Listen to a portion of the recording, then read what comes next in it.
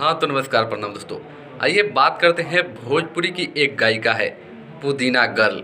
आपको बता दें कि अनुपमा यादव जी जो है पहले से ही विवादित है। हाँ, उनका हम एक देखे हैं वीडियो जो 6-7 महीना पहले का है, लेकिन उनके ऊपर जो है सरेआम उसमें गाना गया है।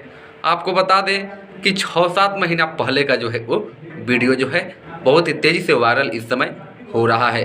लेकिन आपको बता दें कि ना जाने इनके साथ ऐसा मैटर क्यों खड़ा होता है।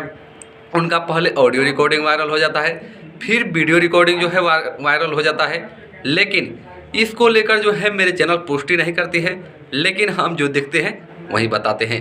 हम सर्च किए, लेकिन उनका जो है 7 महीना पहले का एक बहुत ही पुराना यूट्यूब पर वीडियो मिला, जिसको जो है आप थंबनेल पर देखे होंगे। वो खुद उनके ऊपर ही 7 महीना पहले ही वो वीडियो बनाया गया है, जो अभी भी यूट्यूब चैनल पर जो है कि रिलीज है और अभी भी अपलोड है। आप जाकर देख सकते हैं। इसलिए हम बता रहे हैं कि अनुपमा यादव जी जो है पहले से ही विवादित है। तो चलिए दोस्तों, मिलते हैं फिर अगली वीडियो में।